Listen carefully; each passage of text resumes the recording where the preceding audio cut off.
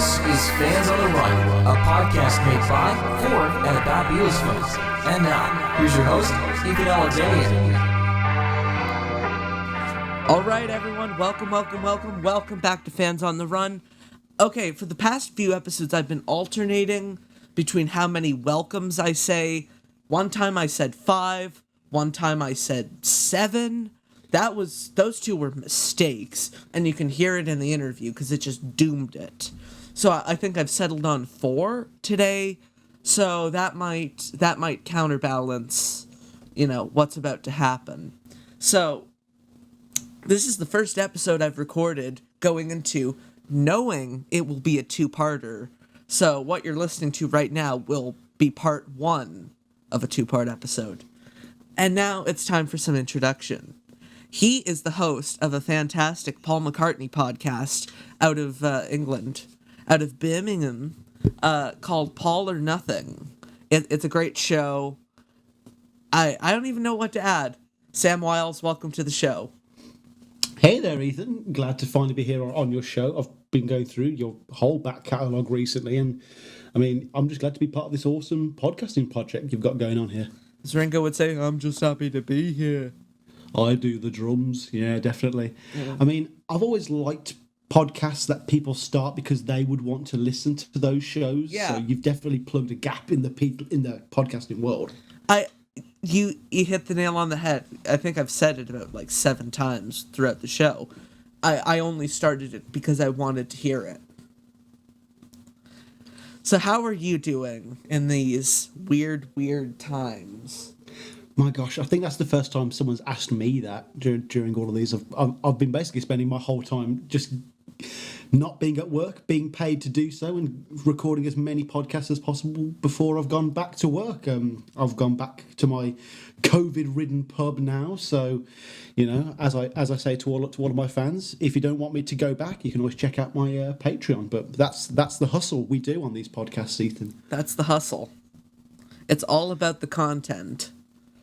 Oh, yeah, no, do you ever get that feeling where, you're watching a new Beatles documentary and listening to a new album, and rather than absorbing it in that way you would have when you were first getting into the band, like, oh, I can't wait to turn this into 3 episodes worth of content. Yeah. Well, see, I don't get that feeling because my show is weird because, I don't talk about specific Beatles things. Like your show, you talk about, I'm sure you had 4 or 6 episodes of Egypt Station material. 100%, at least. With each new suitcase that came out. I did not buy that, by the way, just to let everyone know. I know my wonderful nemesis, Tom Hunyadi, who you've had on your show. He definitely Tom Hunyadi, who's he? Who's he? No. He's the guy who likes to talk more talk. And chat more chat. No, I've had him on my show a few times as well. He's a fantastic guy to chat the Beatles with. But the way he's able to part with the cold, hard green dollar and spend it on stuff that me, as a millennial, can just listen to on Spotify for free, just doesn't make much sense to me. Speaking of, you just brought up a good point. I think you're the first millennial I've had on the show. No, I was actually quite annoyed to find out how old you were, Ethan. Firstly, let me just say, I did a terrible podcast when I was 20, and it was called The Black Pyramid, and it was about Warhammer, and it was terrible. It's never been released. Warhammer 40k? Warhammer 40k, definitely, and I was talking about my Space Marines and my Orcs. It was very, very strange, and I'm sure if I'm ever struck down, I will release it in a kind of Manchurian Candidate way, but if I could have done a podcast as half as good as the one you've put together at 17, I might have actually finished the McCartney, discography by now. Stop saying it's a good show. It's not. Well, I haven't had anyone tell me that it's a bad show yet. No, you've had 1 thumbs down on YouTube, haven't you? I have had 1 thumbs down. And I'll admit this. Did I already tell this story? You've listened to a bunch of episodes. Yes, you've definitely mentioned this, and I'm glad it got to you because I had a 1-star rating on iTunes, and it's stuck with me for 2 years now. I sent the link to all my friends saying, "Can you like this?"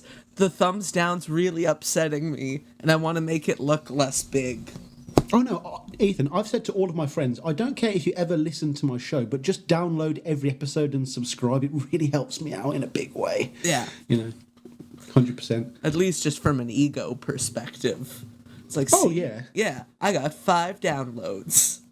Oh no, I always appreciate podcasts who publicly post their downloads so I can, fruitlessly spend hours and hours tallying up who I've got more or less downloads than. Again, it's all about the content. Yeah.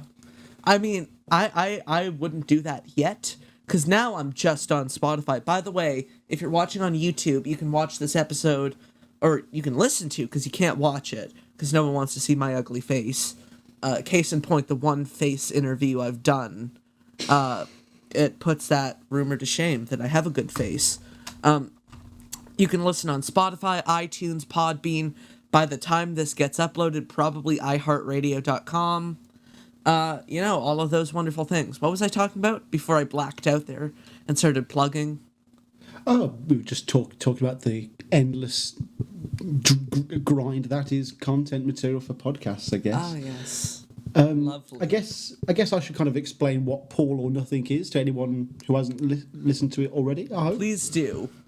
See, if you've listened to enough episodes, you know the kind of production company name I use is Shilltown. So I will shill for anybody. Well, you either get it out of the way at the start or at the beginning, and let's get it out of the way now. I host Paul or Nothing. It is the place to get all of your Paul all of the time, as I always say in my little intro. And I will say, Ethan, once you get your intro down, you'll know in your heart of heart that it's your ultimate intro, and it'll roll off the tongue every single time. Well, I don't think I will have an ultimate intro. I think mine's just kind of fluid. I always say something like, welcome, welcome, welcome back to Fans on the Run. Something like that. I only just got my definitive ending down, which is what do I say? It's like, and for all those out there listening, thank you for listening. You can go home now. That's what I say. I only figured that out after about 8 episodes of saying ta-ta for now, which makes me fucking cringe. That's funny. Now, I always like to say, I'm sure Denny Lane's playing us out by now. Keep listening to Paul. Peace and love. Hari Krishna. Take care of everyone. And then it cuts straight to that great solo at the end of No Words.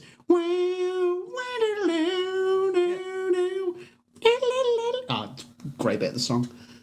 Speaking of, how do you actually get away with using I can edit this out if you want.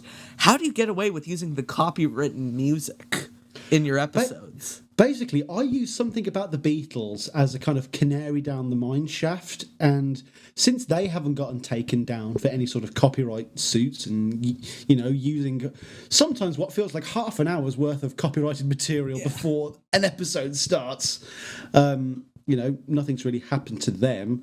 I think Apple are quite aware that podcasting is a bit of a wild west at the moment. A lot of my episodes aren't on YouTube yet because I kind of have to re-edit some of them, especially when like a new McCartney release is coming out. For example, we've had the Flaming Pie re-release. Loads of the Uber Jubu stuff and the session stuff has automatically been pulled by those Matrix robots that run YouTube now, unfortunately. Yes. I'm a guy who is constantly plagued about once every 6 months when Revolution Take 20 is taken down off YouTube, for example. Oh, yeah, so that's that along with a lot of the session stuff for Flowers in the Dirt and Press to Play. A lot of those mid-80s McCartney material gets taken down off YouTube once every couple of months, and then a couple of my bootlegger friends always ends up reloading them in about 2 to 3 months before they get taken down again and again. It's a cycle. It's the circle of life. Definitely, it is. See, that's why I recorded my own theme song, because I didn't want to have to deal with any royalty-free or any of that shit. So I'm like, you know what? I'll just grab my guitar, grab my keyboard, and just make something that sounds enough like Lucy in the Sky with Diamonds, but different enough that I won't get sued. Yeah, the original plan was to commission something from Neil Innes, but unfortunately that's never going to happen now.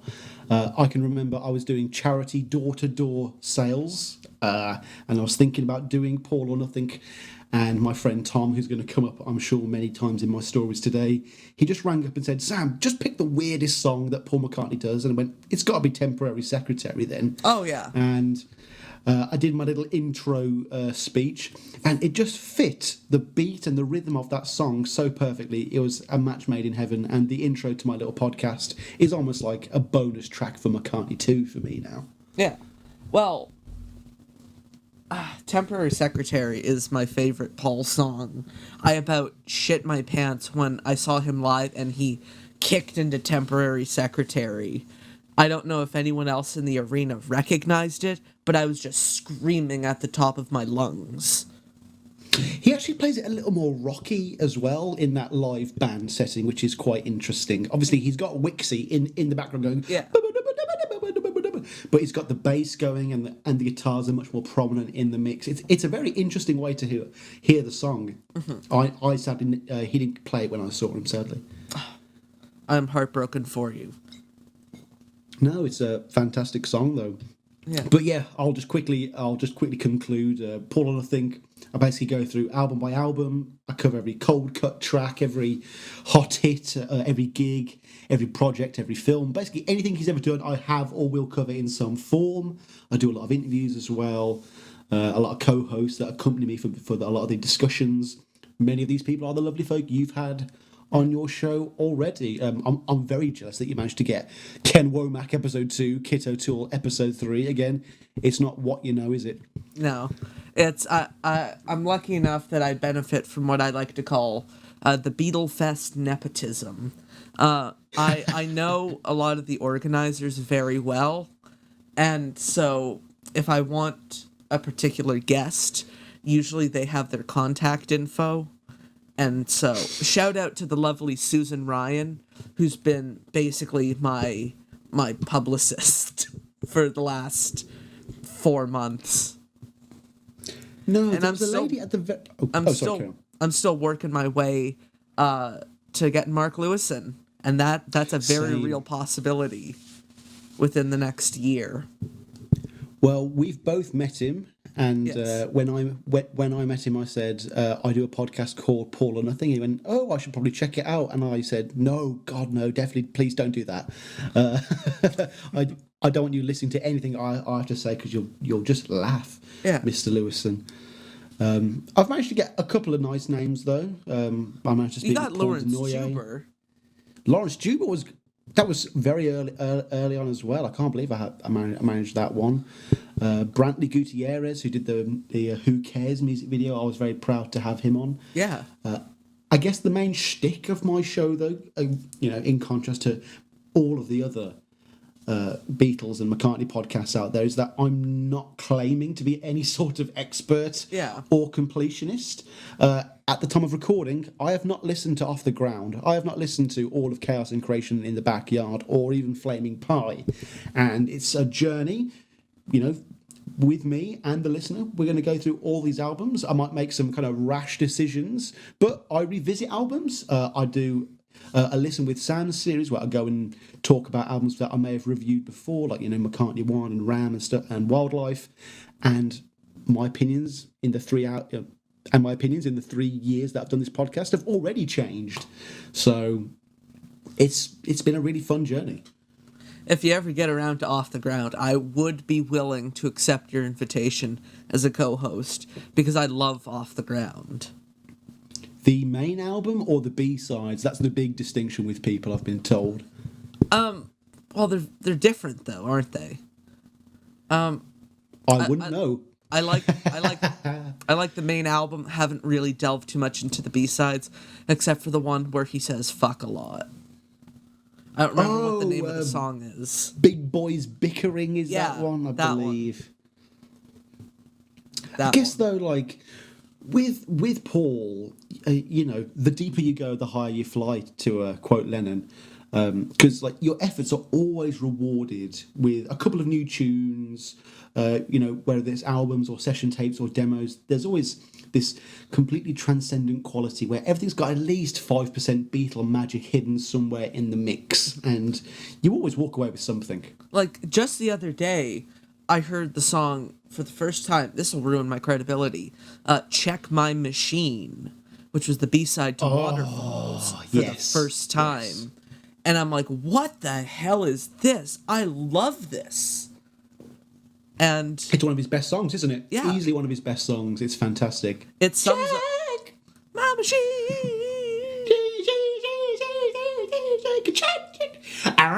Oh, I judge. Have you heard Morning, Terry. Morning, Terry. Morning, Terry. Oh, we could just do the whole song. I mean, yeah. I'll do the 5-minute edit, the 8-minute edit. They're both brilliant. Yeah. Acapella. No, acapella, Check My Machine. Could be done. It could be done, and it probably has or will be done. I think I'm just going to get into a question and see where this question leads us. We'll go down that long and winding road. Go on. Shut up. I don't like fucking puns. I also host and guest on a show called Pun It, which is the world's first pun-based game show. So I'm sure, Ethan, you'll include a link for that down below as well. Of course I will. I won't draw it. Of course I will. See, you just pulled what is, I think, my favorite power move by saying that you can find something in the description, thereby forcing the host to put it in the description. It's like, fuck, I can't really do anything otherwise now. Anyways. Or I at least force you to have to do some more editing, you know? Oh, yeah. No, I'll leave it in. I'll put the links to your pun game show. Another 3 fans for the show. Yes. Are we talking about your show or my show? Because I have about 3 or 4 fans, and all of them have been guests on the show. Me included, I hope. Well, now we're in the midst of recording, and that means I think I have 5 fans. All 5. Well, that's a 20% improvement. Yeah, you're doing well. Yeah, I only have 1 dislike on my entire YouTube channel, so yeah, go and fuck yourselves. Oh, yes. When you first hit like 50 downloads in a day, then 100 downloads in a day, you do start building up a tolerance to it, and soon just nothing can satisfy you until you get like 1,000 downloads in a day. Has that happened to you yet? No, but my best friend Tom, who again I'll mention later in this episode, he's definitely had those numbers, and he's always quick to remind me. What does he do? So he hosts Alpha Metallica, which is a letter-by-letter, song-by-song Metallica podcast, as well as BRR, Battle Rap Resume, which is the UK's biggest battle rap podcast. Oh, wow. Which came out of our first show we ever did together. But again, more on that later, folks. Yeah. Links in the description, everybody. Smash that like button. Make sure to hit the bell so you get all the notifications and all of that. Thank you, because I've been meaning to start saying shit like that. Because, people listen, but I don't know if they actually subscribe. So subscribe, or else. And give Ethan a 5-star review on iTunes or Spotify. It'll really help him out in a big way. Always does. See, this is why I like having other people with podcasts who've been doing them much longer and have better shows than mine, because they actually know how to promote these things, or at least say iTunes. Oh yeah, all you've got to do is just copy someone else in a slightly unique way. That's what I've been doing. Well, I'm going to start copying you. Oh wow, that's the blind leading the blind there, ladies and gentlemen. I'll expect my cease and desist letter in the mail. Anyways, Sam Miles, how did you first discover the Beatles? Well, okay, just as a warning, this parable is going to sound unbearably millennial and the 2000s. Millennial. Dude, I'm Gen Z, or for our American listeners, Gen Z. Gen Z. Yeah. Yeah. Except it's I'm Gen definitely Z. what? It's Z. What are we, like fourth or fifth generation now? Yeah. I don't even know what a generation is in terms of music. Yeah, I'd say so. Yeah, I'll guess what you are after you say how you figured out the Beatles. Well, so there are going to be quite a few plugs for Apple here, but we're not on about the Beatles' Apple core. I'm going to be talking about the tech giant mostly. Yeah. Because the first part starts, like so many of the people on your show, with my father, and he had this huge brick of an iPod, the original iPod, which could hold a ridiculous amount of music. It was something like 100 bazillion songs, and he would download a playlist illegally from sources like LimeWire and stuff like that. This is pre-Pirate Bay, folks. Yeah. And LimeWire. he wasn't a Napster. Napster was dead by then. Napster would have been dead. Metallica I've never killed seen it. that. I'm sure my friend Tom on Alpha Metallica has got into that at some point. Have you ever seen the Napster bad internet shorts? Like they were these flash animations on Newgrounds, I think. It was like James Hetfield was some sort of like Neanderthal, and he's like, Napster bad, fire bad, money good. No, that sounds very Salad Fingers era, Yeah. No, I haven't seen that, but again, you'll have to definitely send me the link for that after. Yeah. Thing about my dad, he wasn't a super fan in the way that we are, and he kind of just stocked this iPod with random songs that he recognised from his own youth, and so from an early age I was kind of listening to this incredibly disorganised but personalised Beatles playlists. There were oddities in there that I thought were part of the main canon, like I had the Abbey Road medley out of sequence, just scattered throughout the whole playlist. I had several anthology cuts that I thought were the original track, like the really jangy, twangy, tinny version of Something with just George on guitar. That was something to me for 10 years at least. Oh, wow. And there were a couple of solo tracks like Maybe I'm Amazed, Photograph and Imagine that were all passed off as just the Beatles. This was the Wild West, folks, where you just downloaded something and you didn't know if you're getting a virus or the real song, so it was a bit of a stab in the dark. But yeah, that's when I first kind of heard the band. And then when I went to university, my dad gave me my very first vinyls, and they were copies of Sgt. Pepper's Lonely Hearts Club Band and Band on the Run. And they were original pressings. They're still in their, plastic cases, which I know you're a fan of. And my fate was sealed with those albums. They're still some of my favourites to this day. I mean, what better albums to start off with, really? Revolver. Also in that... Well, we'll get onto Revolver shortly. Ethan, I know that you're a huge Michael Jackson fan, and in that collection was also an original pressing of Thriller. Oh? Which is one of my babies. And since Kit O'Toole mentioned the album on this show, he also gave me a copy of Songs in the Key of Life by Stevie Wonder as well. Oh, those are my 4 children. Those are my Fab 4.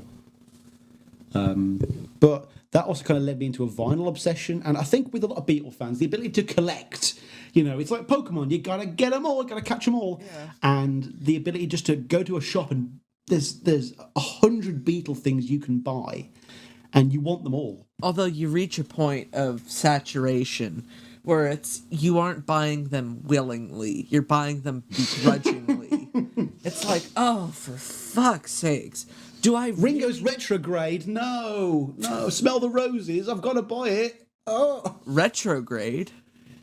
What's it called? Ringo's something? Road of Revere?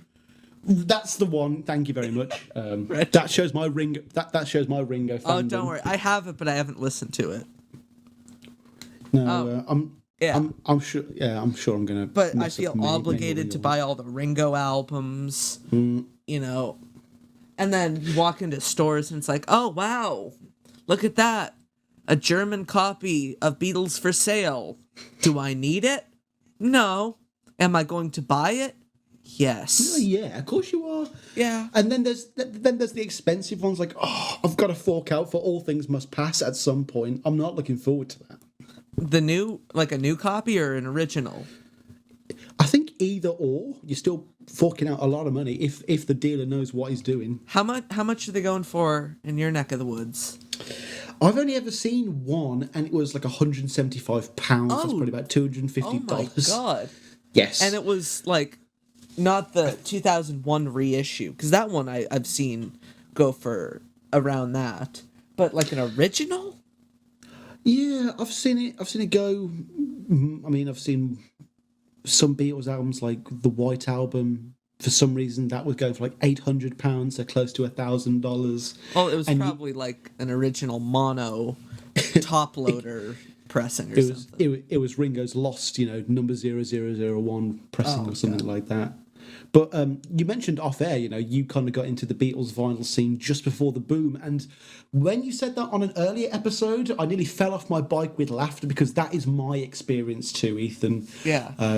Like, I remember before it was cool. buying, especially, I think the situation might have been different in the UK. There was only a couple Beatles albums that were in print, brand new, when I started. There was the Love album, there was one Yellow Submarine song track, Let It Be Naked, and the only one from the old catalog. Abbey Road? Abbey Road was the only one you could find brand new in shops. And that's because it's the university dorm stoner album. Yeah. If you're not into Bob Marley, of course. Was that the same case over there?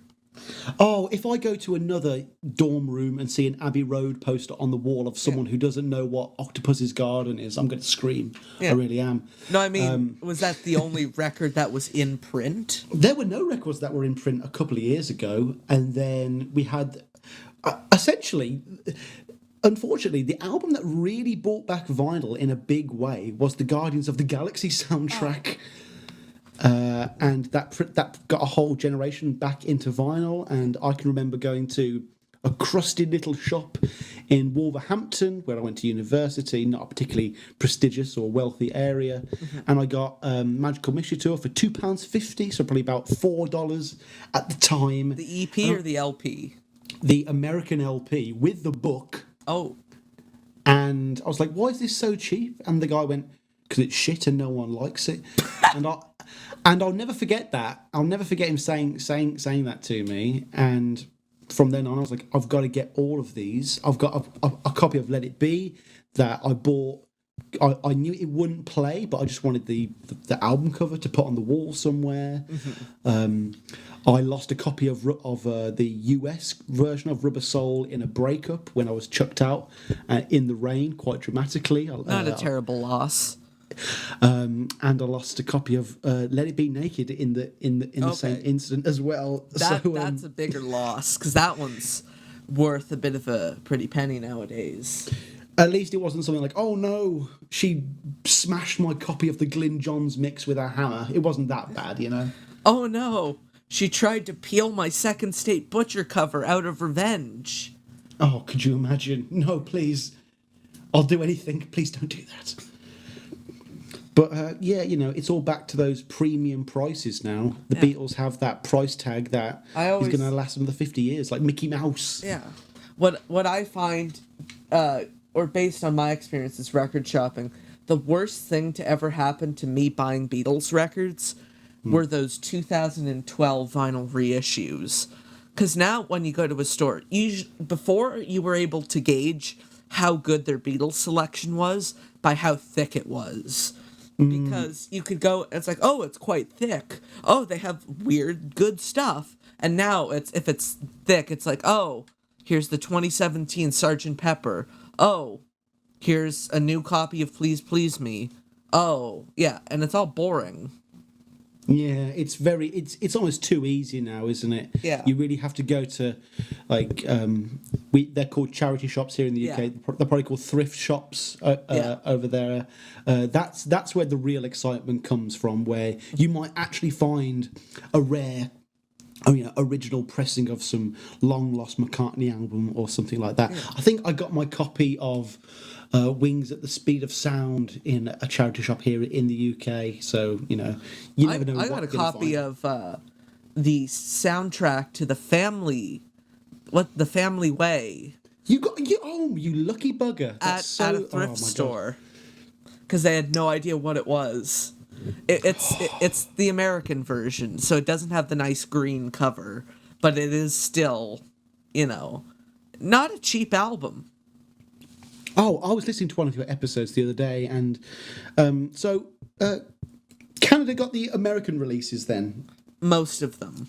My gosh, when you said that Drive My Car wasn't the opening track to Rubber Soul, I nearly had a heart attack. I was like, it is. The thing is, I grew up with the British versions. But, the rest of my generation, the only things we kind of got from Britain were the first few singles. And we had an album called Beatlemania with the Beatles, which was just the With the Beatles album. No tracks taken off or added. Then we had one called Twist and Shout, which was basically Please Please Me, plus or minus a few songs. They added From Me to You and She Loves You for some inexplicable reason. And we got like the Love Me Do, Please Please Me, From Me to You, all those early singles before the US did. Yeah, I mean, I've been getting... That's a topic that I've been meaning to get into in more detail, the whole US versus UK... Oh, I am very passionate about that topic. Revolver, my God, was gutted horribly. I know! It doesn't even make sense. Well, it makes sense when you know why it was gutted. Well, yeah, those were the, 4 songs that had already been recorded at that point. Yeah. They were all John songs as well. They were like... Capitol was trying to let's fucking put out another compilation. And they're like, send us the newest Beatles songs. And so they sent like 4 of the tracks off Revolver. And so they just, Revolver here is a husk of what it was. And even more of a McCartney and George album, consequently. I mean, it still opens. Actually, yeah. Yeah. I think it still has She Said, She Said. I think. Was Tomorrow Never Knows? Yes, it was still on there. Yeah, because that was the first song recorded, and yet they were like, no, we definitely don't want that on this compilation album. Thank you very much. Yeah. Thank you very much. Thank you very much.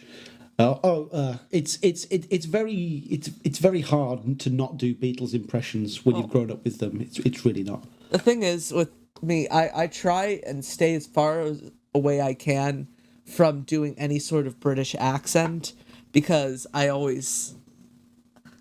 there's one accent I can do that's passable, but that's about it. Which is? It's kind of generic northerner. It's like, I think it's mostly, you know who John Peel is? Yes. It's kind of John Peel. Oh, okay. I did a mockumentary about a friend of mine, and I played this British DJ from the 60s. And so the whole thing, I had to do it in that accent.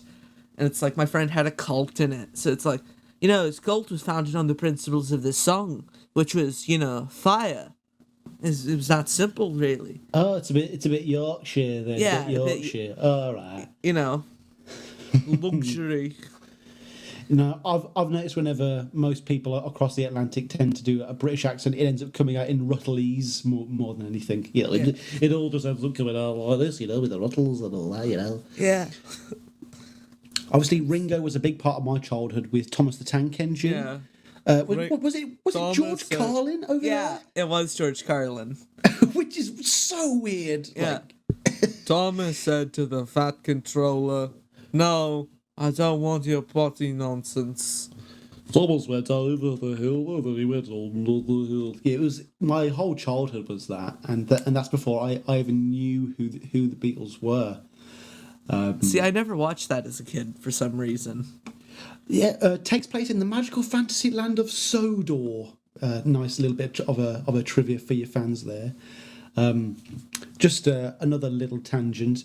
Another part of my Beatles awareness history. I have to give a huge shout out to my podcasting co-host Tom Quee. As I mentioned earlier, he does all those other shows.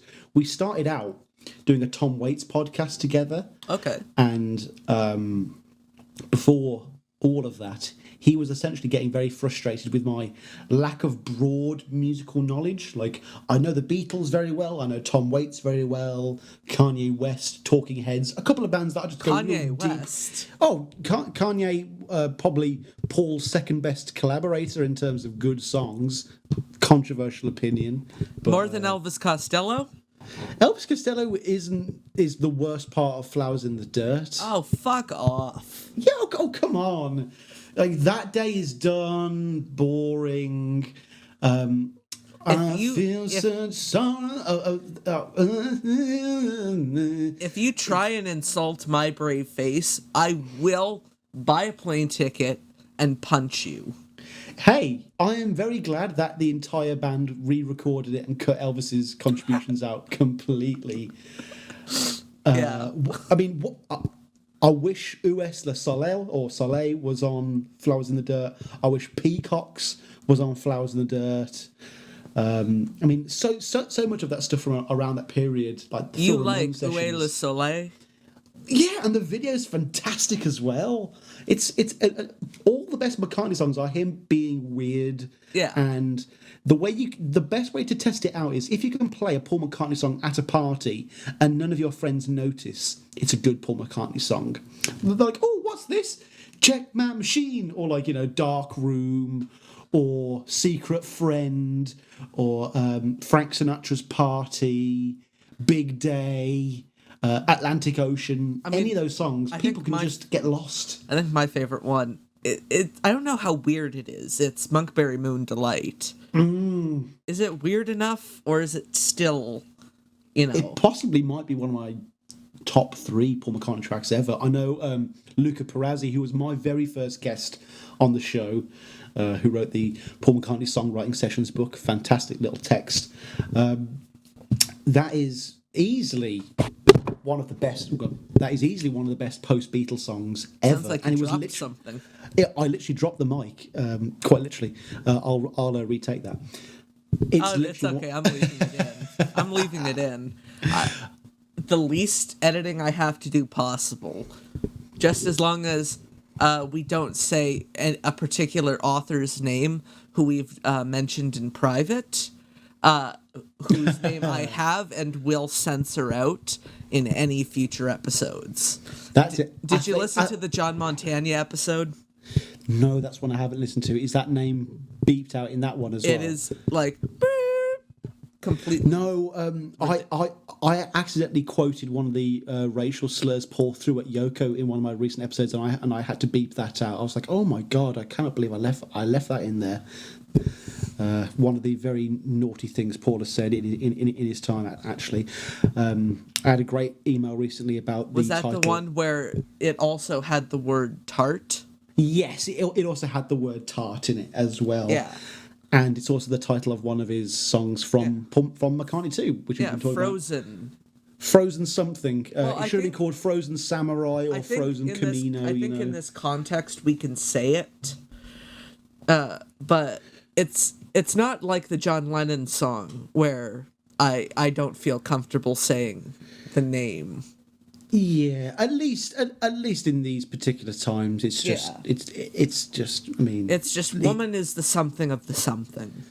It's the something of the something, but not that something. The greatest song written by Lennon and McCartney, according to Frank Sinatra. Great quote. What fucking fantastic quote that is. Yeah.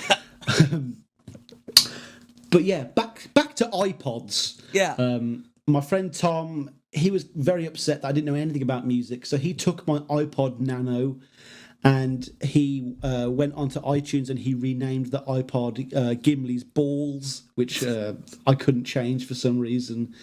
And yeah, iPod Nano, to date the story again. So tell us more about Gimli's Balls. Yeah, there was a running gag that I had sexual relations at school with either Gimli from Lord of the Rings or Optimus Prime from the Transformers series, and I know any of my friends who are listening right now will be laughing their heads off. Oh. Is there a reason why? Oh, because they were awful friends and they were picking on me. But no, I know. But any specific reason why Gimli? I guess just Gimli's just one of the least appealing members of the Fellowship. It's not like saying, "Oh, Sam, you got off with Legolas," is it? Yeah. You know, and I think Optimus Prime's just a little too ridiculous not to be funny. Yeah. But yeah, after he renamed it Gimli's Balls, he added loads of bands for me to discover, like Drive-By Truckers, The Replacements, Gillian Welsh, Tom Waits, for whom we went to go on and do a podcast together called Down in the Hole. But amidst all of that, he included a little album called Revolver. And I can remember being in Miss Snyer's Year 11 art class and hearing a 1, 2, 3, 4, 3, 4, and who isn't an instant convert after that point, you know? And then I had to add in the cough. Oh, of course. And then, you just end up going through Help and Abbey Road and the White Album and Get Back in what seems like hours. You just go through it all. And, I'm 27 now. That was at least a decade ago. And even then, I was able to, consume and retain so much content so quickly. And I really have to shout out my friend Tom, because he made sure that I got into the Beatles at that formative age. Mm-hmm. Those, you've mentioned it before on this show. Going back to those first weeks and months when you're discovering the Beatles is truly incomparable euphoric. Time.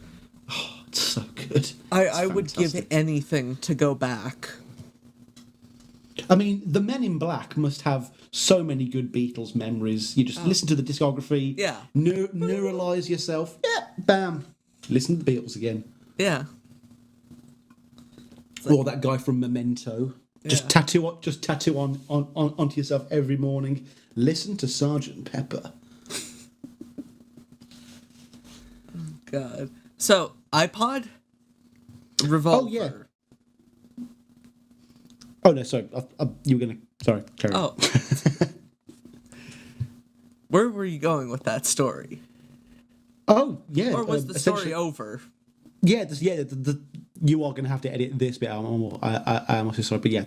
We will not have to edit this bit out. The end of the story was just, my friend forced me to listen to it. And basically every important interaction with the Beatles in my life has come in some sort of technological form. I was very excited when they got onto Spotify and iTunes. Another kind of important story for me, again, going to sound incredibly dated, but I was out here in Birmingham, UK, with my aforementioned friend Tom. Birmingham, with Denny Lane, in the canals, Oh, yeah. You definitely try and hide that accent. Yeah. Many of my friends' fathers who are quite successful say, Sam, just drop the Birmingham accent because you'll never get respect, which is a fantastically bit of very old world advice, I guess. But we were out in Birmingham in the Bull Ring, which is a huge shopping centre. Not quite a shopping mall. We don't quite have malls over here. Okay. But we were walking past Her Majesty's Voice, HMV. Oh, you're going to make me sad. Because HMV was our, big record store chain until it closed. Oh, is it no longer there? That's a terrible shame. Well, but the thing is, the guy who... There's a store that kind of took over HMV, took over all of its locations. And when your HMV was having financial trouble, the guy who runs our new record store chain bought the original HMV. Oh, dear. Yeah. So now it's owned by the guy who also owns Sunrise Records here in Canada. That makes sense. Everything's owned by everyone nowadays, isn't it? Yeah. And we also bought the big US chain that's still left, FYE. So now, Canada kind of has domination of the physical media retail game. I'm going to guess FYE stands for your ears? You're very, very close. It's for your entertainment. Oh, close enough. 2 out of 3 is not bad. You got 66%. That's a pass. I hope I've passed the audition. Yeah. Here in Birmingham, we've actually had a brand new HMV, which is absolutely massive. Probably, a tiny little back alley storefront in America. But for us, it's huge. And it's got all the Beatles vinyl in there. It's got all the... There used to be a huge HMV in downtown Toronto that was five or 6 floors.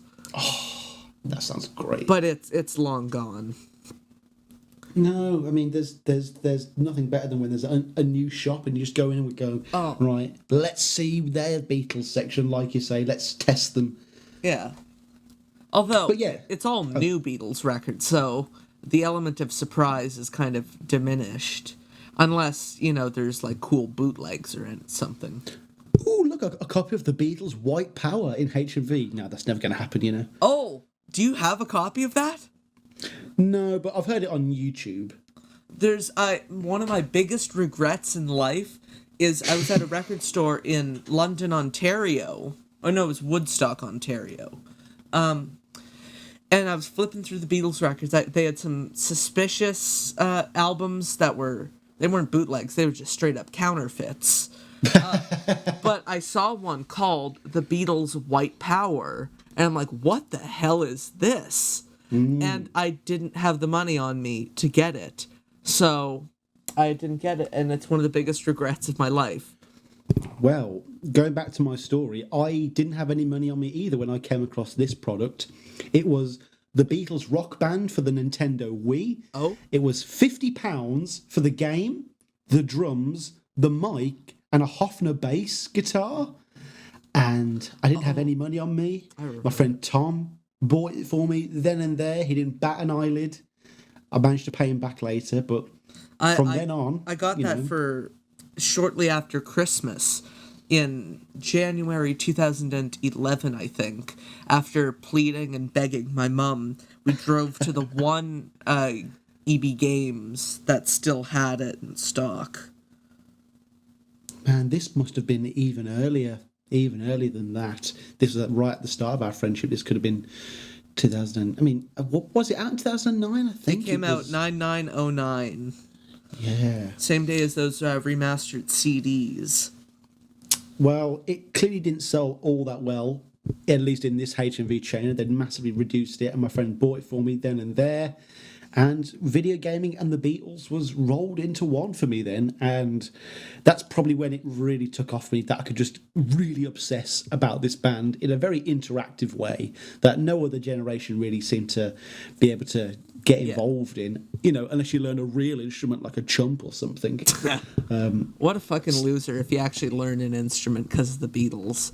Can't be me. Can't be me. No, did you complete Beatles Rock Band? Did you enjoy that game? No, but the thing is, I got the one with the drums and the Hofner, but before I could actually beat the game, I actually ended up getting a real Hofner. So I just kind of gave up on the game. No, I get that. Rather fortuitously, the fact that I could drum very well on the Beatles Rock Band actually led me to being drafted into my school's own charity rock band as the drummer. Oh. But that was only because the original drummer was expelled for smoking weed at school. Oh. And they're like, oh, Sam, you can hit some sticks at least kind of in time, can't you? And I said, do we get to play Get Back? Yeah. And then, bam, I'm in the band. It was a fair trade-off. Fair trade. 100%. And honestly, Beatles Rock Band is one of those topics that, as a young millennial, I've been dying to cover on the show. I've been trying to get someone involved, to speak to me about it. It's been a bit tricky. I'm up for it. I love the Beatles Rock Band. I have many a memory of playing it. Like, I remember once going up to my cottage about 4 hours north of where I live and plugging into the TV and just setting up for the whole weekend and just playing nothing but the Beatles Rock Band. Oh, totally. Like, I remember taking it on a holiday with me to Spain. Like my family would only go on holiday once a year, and they'd just rent this villa. And there was a TV and stuff, and I'd cram the Wii in there. I'd take the headstock off the Hofner, cram it all in there. And rather than going outside and spending time in the Spanish sun in the Costa del Sol, I was just inside on the cold white marble floor, just strumming the Get Back, blue, blue, blue, blue, blue, blue, blue, blue, green, red, blue, blue, and then just going straight into it. And that was my holiday, and I wouldn't have changed it for the world. Unfortunately, when I took it to university with me, I left my Hofner leaning up against a radiator. Oh. and just melted it completely. Oh. And, ever since... Happiness I just is not a warm Hofner. Definitely not. And a lot of my flatmates certainly got a lot of yucks out of that when that was discovered early one morning. Oh, what's that smell? Oh, it's your Beatles rock band. Oh, man. R.I.P. Sadly so. But yeah, when I get around to doing Beatles rock band, I will certainly give you a call, because that is a very interesting game in the way that it plays with the Beatles history. Like, rather than just Lennon teasing the first few notes of "I Want You, She's So Heavy" on the rooftop. Fuck it, they play the whole thing on the rooftop. I love that kind of thing. Yeah. Imagine if they actually did play it on the rooftop, though. That would have been legendary. Because they had Billy Preston there as well, and it would have been perfect. Yeah. Woulda, coulda, shoulda. Anyways, I was going to ask you what your first Beatles album was, or Beatles record, but you've answered those quite well. Twice, I think. Yeah. I'll ask you, what does your Beatles record collection look like now? Well, I've recently had to kind of curb an eBay spending spree addiction for a lot of the McCartney singles. That's a really fun deep dive to go down. And whenever I go on Instagram and see that Tom Hunyadi has bought another CD or another vinyl, I'm like, oh God, I've got to buy another one now. I've got to find... Do you want me to make you salivate? I have a factory-sealed, never-opened copy of the 12-inch for Oulé Le Soleil that I got for $14 at a record store in Florida. Well, you ripped that guy off. You got a fantastic buy there. That is brilliant. Yeah, he had no other fucking Beatles records except that. That's funny. What if he could you imagine some kid who just wants to buy Abbey Road? What if he got, I've got this Paul McCartney track from the 80s if you want. Okay, I'll try it. Yeah. The thing is, I wouldn't know what it would sound like because it's never opened. No, I've got a couple that I'm after still. I haven't got Pretty Little Head. Either of the mixes. There's the terrible single mix. Well, over there, you guys got the press single in a round sleeve at some point. Not the one I've got. There are so many copies of press. I have all just the picture discs. Yeah, I have just like a normal 12-inch, but there's one that looks like. Do you know the album Ogden's Nut Gone Flake by the Small Faces? I'm just gonna say yes to save face, but okay, yeah, save Small Face. Hey, yeah. See, I can get it on the puns. I'll have you on pun it soon. Don't worry. Anyways, I'll explain. Oh, fuck it. You already kind of can figure it out. No, the other one I need to get, though, and there were only 10,000 copies made as far as I'm aware, but it's the theme song of my fucking show, which is Temporary Secretary, and every copy is about £50, or it's about, it's between $75 and $80 online. I'm like, oh, come on. Can't someone just stupidly sell it as part of the big lot that I can snap up for £5? What's the most you've actually spent on a Beatle-related record before? This is no judgment, because I will say how much I've paid, and I don't like doing that very often. Honestly, not a lot. I'm quite frugal with that kind of thing, so I've got more money to waste on alcohol and stuff like that. Actually, I will say, when I went to England in 2013, I bought a bunch of records there.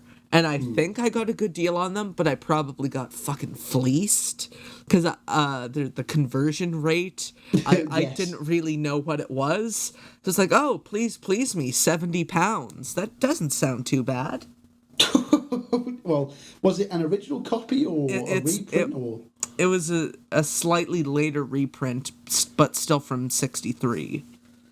Yeah, I'd rather buy it and it be terrible and unplayable, and just own it and be unable to play it, rather than spend too much and kind of regret it later. Look at those tracks.co.uk auctions of the original Please Please Me for like $6,000. That's like a down payment on a flat. Like I could never justify that. No. I'm trying to think it through now. It might be something like my copy of Wildlife. I think I paid about £40, about $55-$60. Yeah. Really not that much at all. And that's only because, I was probably a little bit inebriated at the time. And I was like, oh, it's Wildlife, I've got to buy it. I love every song on this album. Sod it. Oh, Wildlife is tremendously underrated, and to this day, I'm upset that Spotify will not allow me to listen to the McCartney Wings live in Europe '72 disc. I've So still you're got to buy pro the box set. Bop. Oh, Denny Lane is right. It's one of the best tracks on the album, 100%. I wouldn't trust anything Denny Lane says. Definitely not, especially when he's being interviewed by authors that we're not going to mention on this show. Yeah. The thing is, the more we say about this guy, the more people will be able to figure out. It's the Barbara Streisand effect, isn't it? 100%. They'll people figure it out. I just don't want any hassle. So there's a cover of Bit Bop by a guy named Patrick Zarb or Zabi on his album Agadoo-Doo-Doo. Oh, and it's fantastic. He's French, isn't he? Or is he French or French Canadian? Because I think he might. I recognize the name. Yeah, it might even be French Canadian. Yeah. But it's all sung in French. I know his. I got do push la la la et mon café. I got do. Yeah. But yeah, there might be slightly different lyrics to the version of that song that was big here in the UK. I thought there was like a pineapple involved. Oh yeah, Pineapple, by Paper Lace. Wasn't that by? Yes. Yeah, I know that version too. God, your knowledge is freaky. Well, terrifies I me. grew up with that song. Yeah, it's still strange to me that there's this whole giant country to the north of America that mostly speaks French. Oh, that's never made sense to me. We don't mostly speak French. Is that There's okay. There's one province that Quebec. Quebec. Is it? Yeah. Vive la Québec! They speak French and they make the rest of us try and learn French in school, but they won't learn English. Isn't there like a weird fact like either the largest or second largest German speaking population is America, something like that? Yeah, that sounds about right. Oh my gosh. Yeah.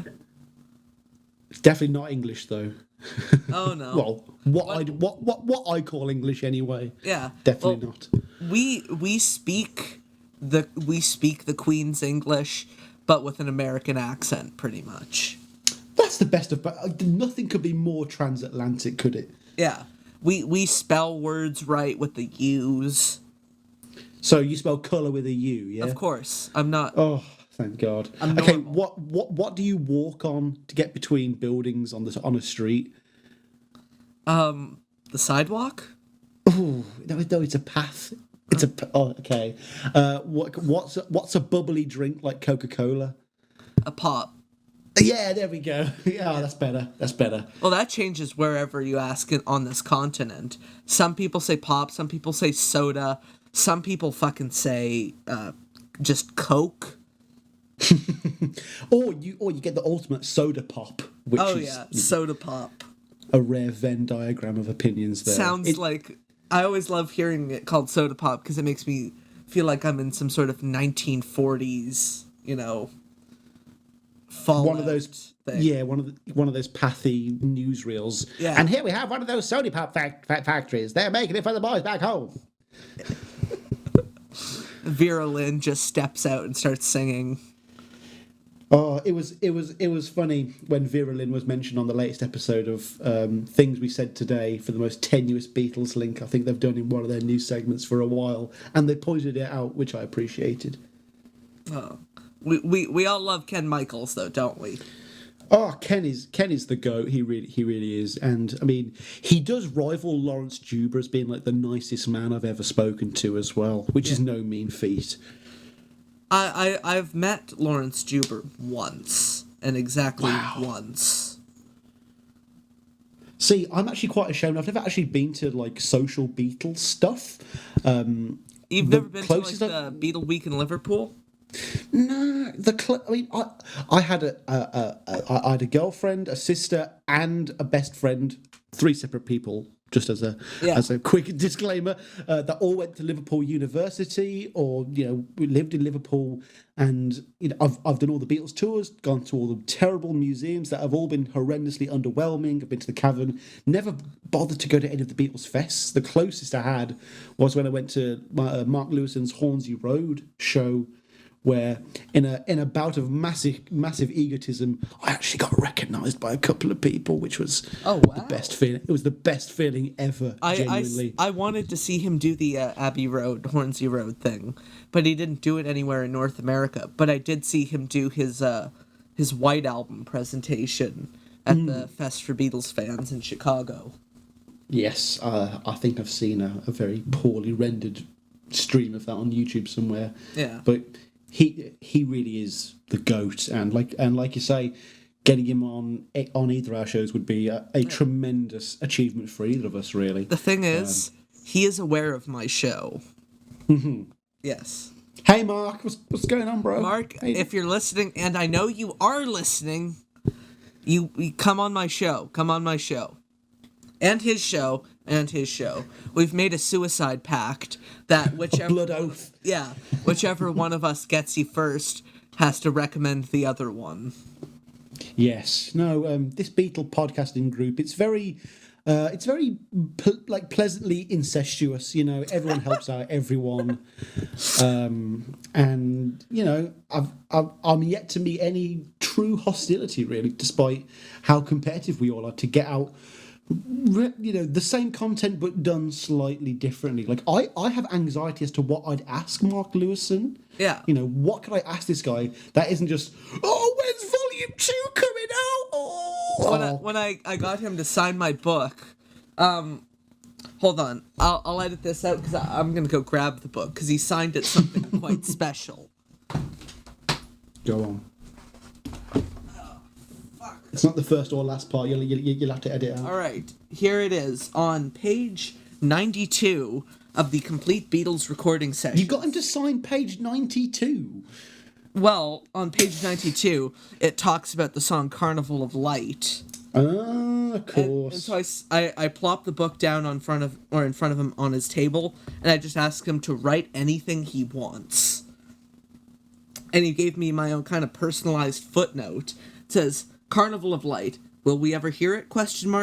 I hope so, but then, most likely, few will pay it any further attention." Mark Lewis. No, I've always felt like the Carnival of Light is like it's like just anything that you're told you're not supposed to have, in that very childlike way. Oh, you're not supposed to have this. Oh, well, I must have it then. Please give it to me. Even though it's just basically, from what I've heard, a shittier version of Freak Out by the Mothers of Invention.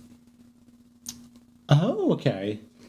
That's I've just heard that it's nowhere near as good as anyone ever thinks it'll be. No. And that's unfortunate, really, because they've left it too late now. Anthology would have been the perfect time, but I think George stomped on it. Yeah.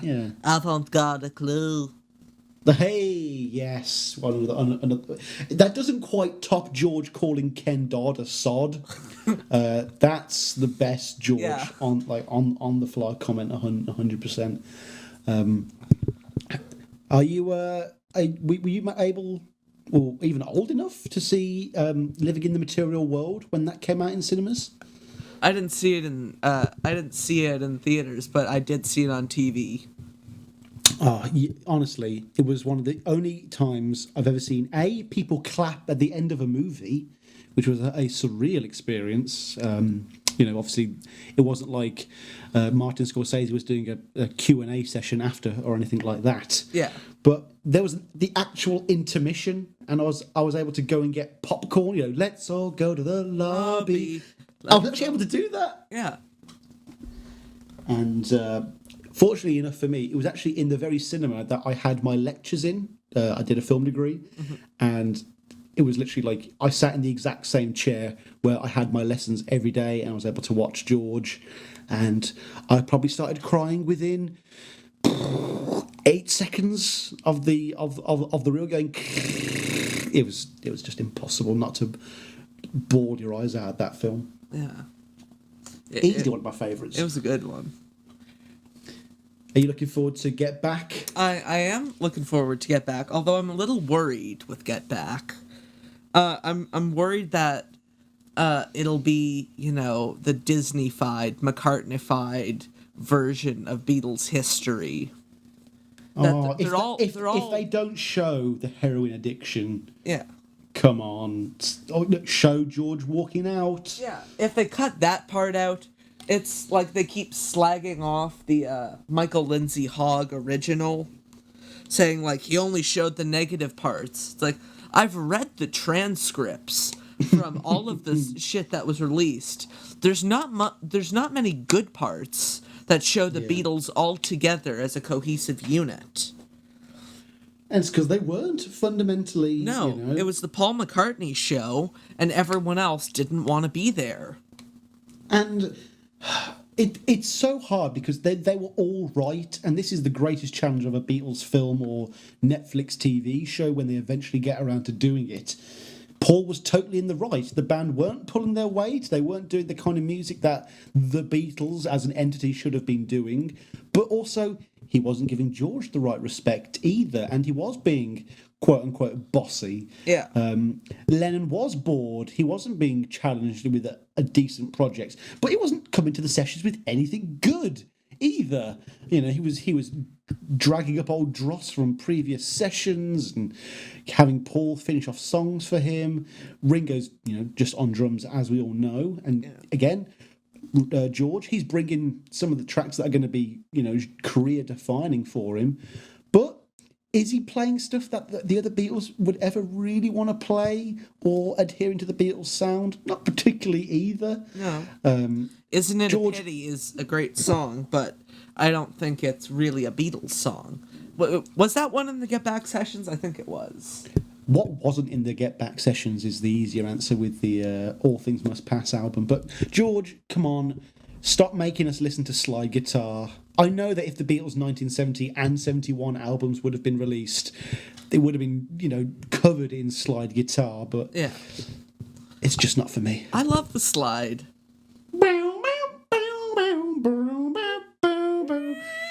It's John playing it, which I could not believe, as you see in the film. Like, you just associate the slide guitar with George, and it's quite clearly him going, "Look, John, will you stop doing smack for 5 minutes if I let you do slide guitar?" "Yeah, go on, George, go on." "No, I don't give a fuck." Yeah, it's clearly that. Yeah. "John, will you take the needle out of your arms for at least 30 seconds? Have you seen the Two Junkies interview? Oh, it's so cringeworthy. It's absolutely awful to watch. I don't know if I know it by that name, but which interview are we talking about? John is at a session in, I believe it's still in Twickenham. He's wearing his big bushy coat, and he has to pop off halfway through the interview, and he's clearly in the midst of withdrawals. He's very thin and gaunt and skeletal. It's the best footage of someone in the grips of heroin addiction. He was about to go cold turkey, quite literally. Don't.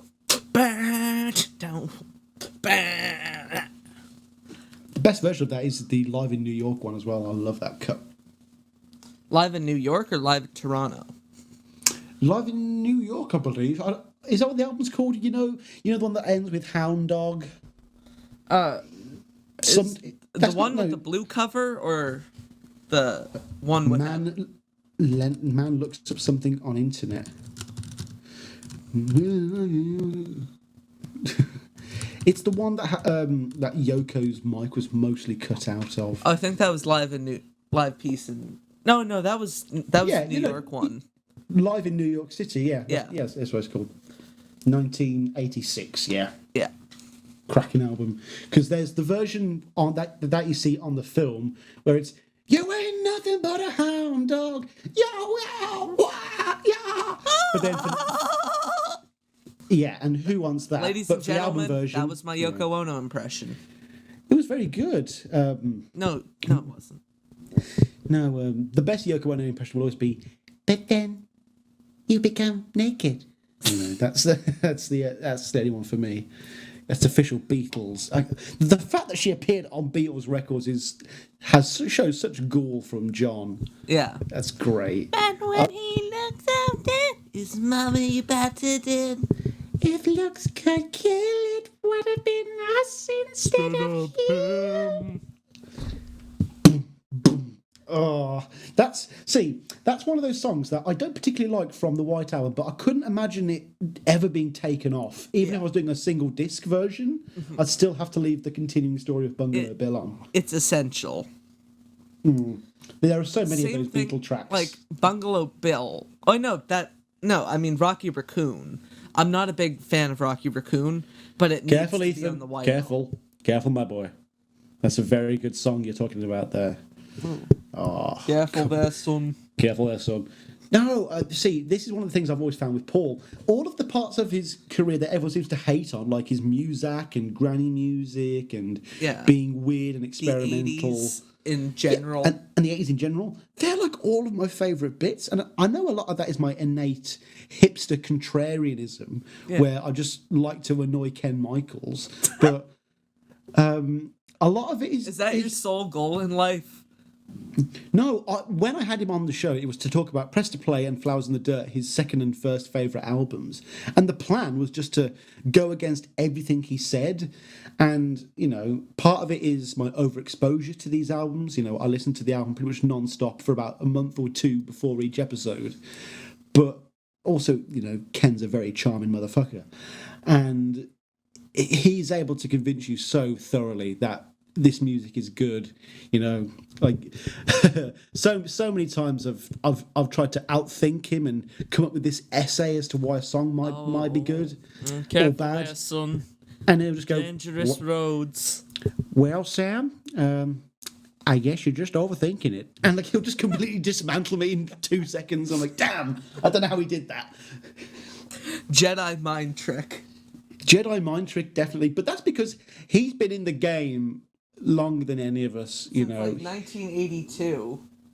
Like long before either of us was a sperm in our daddy's sack. He's pre-Jurassic Park, like that's the era for me. There's the pre-9/11 world, the pre-Jurassic Park world. These are the important defining years of our culture. Massive shout out to Ken. I've got an episode of my Flowers in the Dirt massive one. shout out to Jurassic Park. Massive shout out to Michael Crichton, Steven Spielberg, and John Hammond, the big three. That would be my Mount Rushmore. The Fab Three. And then chuck on the T-Rex for the fourth one. Yeah. I actually watched that on Netflix today. I still don't understand how the CGI in that film looks better than most films today. Well, that's because they used the CGI sparingly. It's the Beatles of movies for me. That will last forever, 100%. Oh yeah. I only watched Jurassic Park for the first time like a couple years ago, and I liked it. I've got something that you might not have ever heard of before, Ethan. It's called a video. And it's a video of it's a video of Jurassic Park, and it is more valuable to me than most of my long-term friendships. It is, and the trailers on that video take me back to a very special time in my life, and I can quote that entire movie, same as things like Lord of the Rings or Wizard of Oz, those classics. What Speaking of movies, what's your favourite Beatle film? Help. Easily. Oh, what? Oh, it's the worst. I know. one. I knew you didn't like it very much, but that's my honest answer. I like it better than A Hard Day's films Night. first. I like films first, Ethan. And it's not a good film whatsoever. It's what? It's a lot more fun than watching A Hard Day's Night. I love A Hard Day's Night. It's a very, very, very close second. But I always find myself enjoying myself more while watching Help. And to me, that's what it comes down to. Ethan, if you've learned nothing from making content, it's that it's not to enjoy for yourself, but it's to learn facts and feel superior to other people in conversation. You know, you haven't seen A Hard Day's Night. The cinematography from Dick Lester is just absolutely brilliant. You know, and that's why you watch it, not because you personally enjoy something. No, certainly not. No, but it's in Help. I think. You know, the scene you're gonna lose that girl is one of the best shot Beatles related things ever. No, the Ticket to Ride bit's shot better. No, I mean with the lighting and the, atmosphere and the cigarette smoke and the, purple and blue lights. I can't get fucking enough of it. And you're gonna compare that to like I should have known better on the train, you know? Come on, there's just no comparison, and unfortunately, Help's a little bit problematic as well. Yeah. Like it's not going to survive the test of time. Yes, it's people from over there. Yeah. Whoa, look out! They're not us. Yeah, it's a little bit. It's a little bit racist. Yeah, it just doesn't work. I know, again, sounding very controversial. It's got to be Let It Be for me, because it's the only one where we see the Beatles. It's the one with the Beatles in it. It's not the cartoon Beatles or the movie Beatles. It's the Beatles. It's got to be. That movie is so boring. It took me about 3 or 4 times trying to watch it before I even made it to the rooftop bit. See, that was me with Help. I couldn't get past the first half of that movie. I had to literally sit down with someone else to make me finish it. Let It Be's fantastic. Like, I mean, I'm big on my Schadenfreude. I'm like, I'm watching the greatest band ever, bitch. Great, it's one of those times where like you realise, the Pope goes to the toilet as well. Yeah. Oh, Paul McCartney also has a poo every now and then. He's not magic, ladies and gentlemen. Have you ever seen the Peter Serafinowicz Ringo Remembers? Where they're all, yeah. It's like, I'm saying we don't need to go to the toilet. Oh, forgot about that. All right, maybe we do need to go to the toilet. I absolutely burst in love. Well, I mean, in most of the history books, the Beatles only ever went to the toilet to go smoke a joint away from George Martin anyway. Yeah. I mean, I can't believe they weren't rich and powerful enough just to go, look, George, it's just called grass, get over it. Yeah, George, just be cool, man, be cool. Look, lads, I'm not very happy with this grass you're smoking in the studio. The old Mary Jane. It doesn't sound new to me. Have you seen the pictures of the EMI toilet paper? EMI toilet paper? It went up for auction. Like, EMI were so cheap, it was like single ply toilet paper with the EMI logo plastered all over it. Oh, you could just imagine George Harrison writing a really bitter song called I Have to Fold It 3 Times, 3-ply, something like that. There's a reason why All Things Must Pass has 3 discs. Well, a lot of things should have passed, but I had to hold it in. Yeah. I'm fixing a hole, but not the one you think of.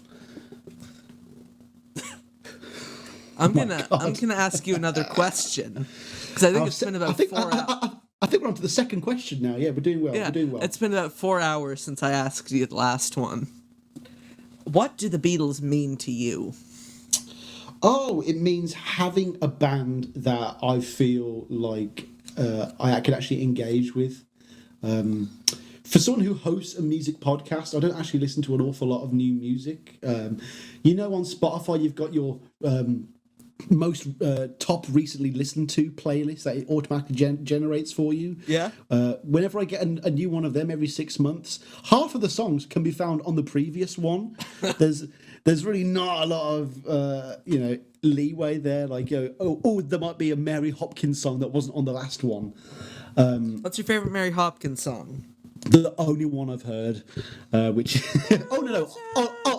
days my. I've heard "Come and Get It" as well, but there are covers of that are actually better. She did "Come and Get It." I believe she did. Yeah. Oh no, or did she? Or was that bad? No, was it Badfinger? That's Badfinger. Oh, please cut that out, please, Ethan. I beg of you. I beg of you. Oh, here we go. This is where the power play comes in, folks. There's nothing better. My dear child, I wield the editing tools. No, I'm not going to name names or anything, but when you find out stuff about certain podcasters, when you get deep in the social circle, you're like, my God, if I was a bad person, I could just use this information horrendously, you know. You have to be a strong man, you know, not Mal Evans and writing a book that gets you killed. Yeah. Do you think Mal Evans was assassinated? In conversation, I always say yes because that's the most interesting conversation, isn't it? Yeah. You know, he's got a book called, you know, I Was in an Orgy with George or something like that. It must have been really salacious. Because again, I know that there have been a lot of on your Ken Michaels episode, for example, you were talking about how the salacious and kind of more lurid stories of the Beatles for a lot of people aren't that particularly interesting. I've got enough self-confidence to admit that I'm not that kind of guy. I love those kind of stories. Oh, I do too. Yeah, 100%. Like, I love finding out stories about I like whether, the gossip.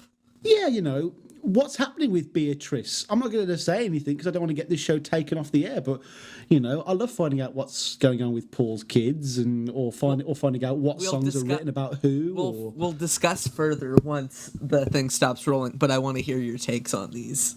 Of course, you know, is it you know, there's just so much to like dig into. Did Yoko get Paul done at the Japanese airport? I'll say she did, and I won't even edit that out. A lot of it depends on your preconceptions about Yoko as a person. The thing is, I dislike Yoko, but not for the same reasons as everyone else. They're like, oh, she broke up the Beatles, like that. No, it's gives Julian the letters back. Yeah, she was a manipulative word that I won't say, who destroyed the relationship with Julian Lennon. Well, no, like I mean, John and George were going to do a session together during Venus and Mars after a toot and a snort in 74. John and Paul? Yeah, they had arranged it, and then John is put back together with Yoko mostly by Paul. Yeah. After the trip with May Pang and I was going to say May Pang tried to mend the relationship with Julian by, you know, sending John and them to Disneyland and stuff, and trying to make John be a father. And Yoko Ono, you know, as a child of a father who had a relationship with a girlfriend for 10 years who wasn't particularly nice to my brother or I, and was quite emotionally manipulative, I can't see past that for Yoko Ono, because it hits too deep. I get that. And like, I've got nothing against Yoko as an artist. Going into her songbook is going to be something that I'm actually genuinely quite interested in, and I'm always willing to. Some of her songs aren't as bad as some people say. Like on Double Fantasy, I do quite like Kiss Kiss Kiss. Yes, I like Walking on Thin Ice. She had the song called Hell in Paradise, which I don't think is terrible. But then you've just got the Chuck Berry clip, and it all just goes out the window, unfortunately. You've seen the Bill Burr. That's one of my... Like, Bill Burr is known for trashing Star Wars, and that clip of Yoko Ono in my book, it's absolutely fantastic. He calls her a very strong word as well. That not even Paul called it in the Let It Be tapes, you know? Yeah. Although, speaking of Yoko, I really do hope they include the footage of her and the guys jamming after George left the band. That's a very cool bit of Beatles history. Yeah. I think that's cool. Yeah. But, going back to her getting Paul done, it depends on how you perceive her. Would she be willing to I mean, she must know that nothing serious was going to come of it. Yeah. Paul being Paul. I think she did it 100%. It'd be crazy if something came out, like, a deathbed confession or something like that. Not from Yoko, but from one of the cops or something. Yes, I planted the mad kush in Paul's bag. We might hear in the future from Mr. Redacted. Because he said he's got some stuff on Yoko. He said on my show he's got some stuff on Yoko. I know, I was listening to your show. And I was like, what? Yeah, and I've definitely got to have him back on while he's still interested. He's even offered me some lucrative voiceover work to narrate one of his books, which I was a bit taken aback by. Money's money, but I'm not sure if I want to sell out quite that bad just yet. I mean, I haven't even put ads on my podcast yet, let alone sold my soul to the devil, Speaking of ads, this episode of Fans on the Run is sponsored by no one. You not got Audible or no Dollar Shave Club or MeUndies, Blue Apron? No. Fleshlight. Fleshlight's a good one to get early on. Yeah. One day. That'll be the weirdest podcast that will be the ever. day. Yeah, Welcome definitely. where we talk about the weird, esoteric aspects of Beatles history. Sponsored by AdamandEve.com. The Inner Fleshlight could be good.